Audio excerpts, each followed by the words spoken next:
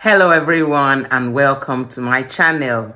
This is Bridget and welcome to another edition on Bridging Healthcare. How is work?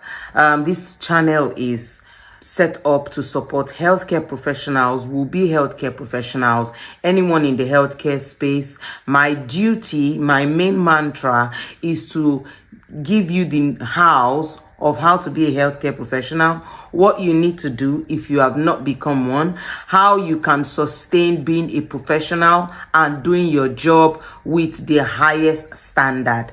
I am Bridget Ezobiako and I am a healthcare professional. If you've not subscribed to my channel, please subscribe now, like and share, and let us grow this community.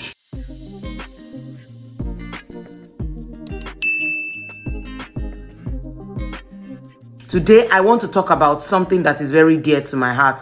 As healthcare professionals, we work with people, right? We support them with their personal care needs, with their meals, with medication prompting, and we take them out, we protect them, and we report whatever changes we notice in their health or how they behave or what is going on. We tell the doctors what, or we give information of whatever has been happening. If you have to measure urine, for instance, or you have to do a repositioning chart, this is all and more that we do.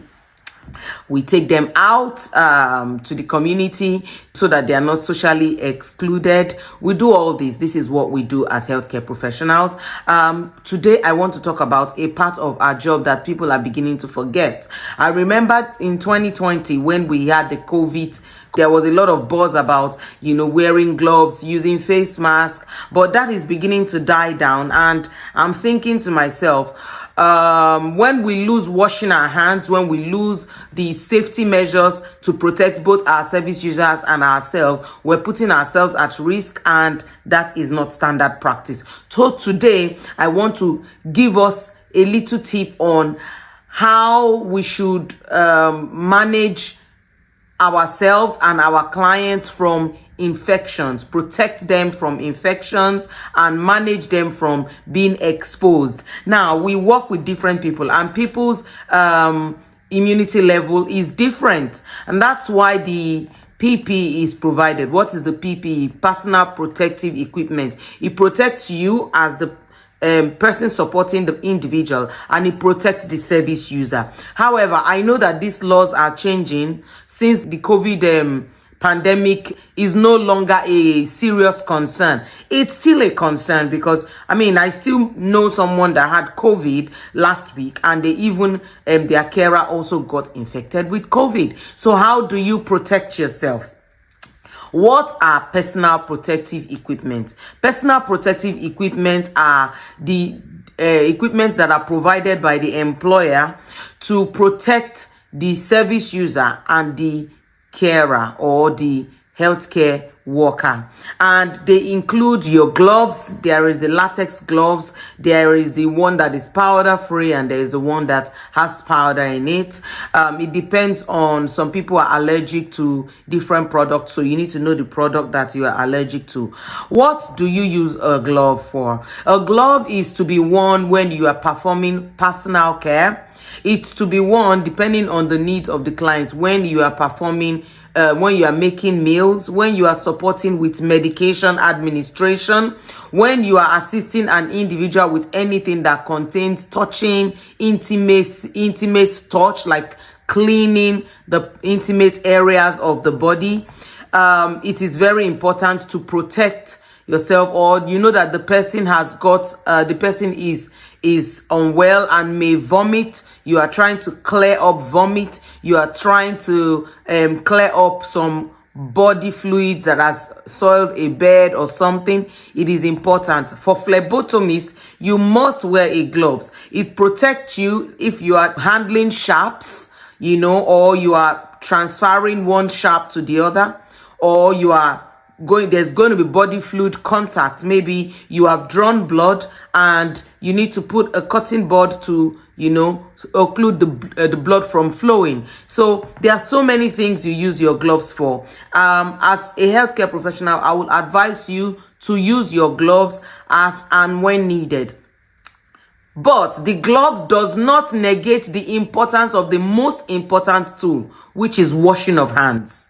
Washing of hands is the most important tool in protecting yourself and your service user. Once you get into your service user's home, or in the care home, or in their space, or in their hospital room, the first thing you must do is to wash your hands with soap and water. And remember, when we wash hands, we sing happy birthday to you, happy birthday to you, happy birthday, happy birthday, happy birthday to you. You wash everything.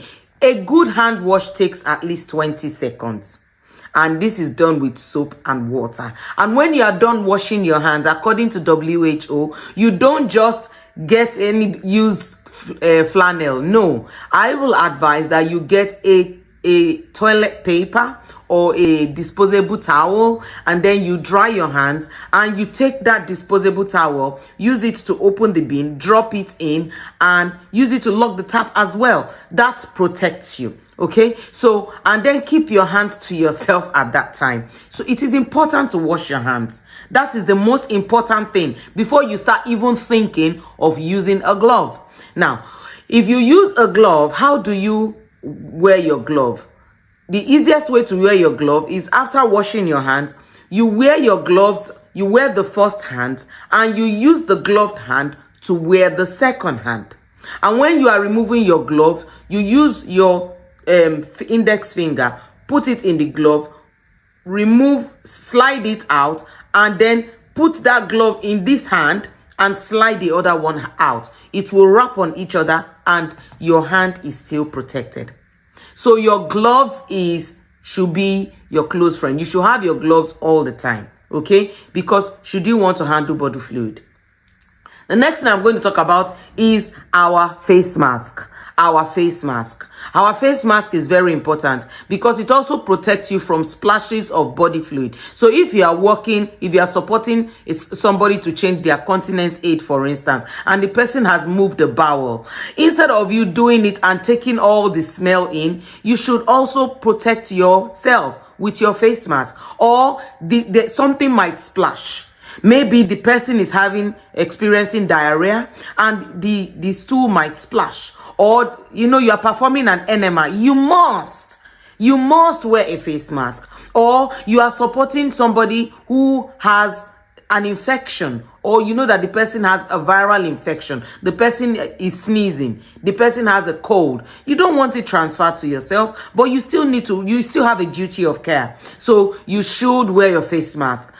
Another condition that you should wear a face mask is if you are supporting with meals and you are speaking. Please, maybe you need to explain something, or you are saying, okay, open your mouth. You are gonna do that. Please wear your face mask. Your face mask is important, and your employer should provide this for you. Now, it is their own duty. Another reason why we wear face masks, for instance, you are somebody that works in a hospital setting, you are a phlebotomist, or you are a nurse and you are going to draw blood, please wear a face mask. Or you are performing a simple procedure, please wear a face mask. Every healthcare professional should have all these things with them. The next thing I'm going to talk about is your apron. And the apron is majorly used, it's always disposable. They're plastics. It's always used when you are performing personal care. If the individual is having a shower, for instance, you don't want to get wet because you supported somebody with a shower,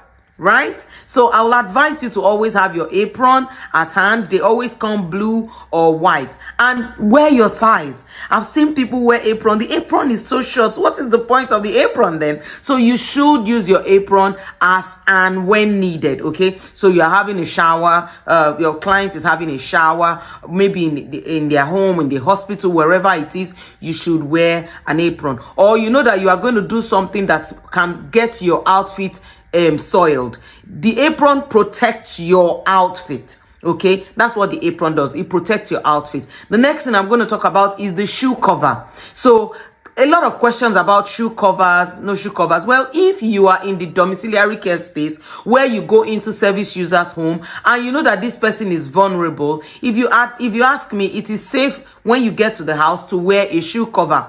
I will not ask you to remove your shoes. Why? Because you might be exposed to cold.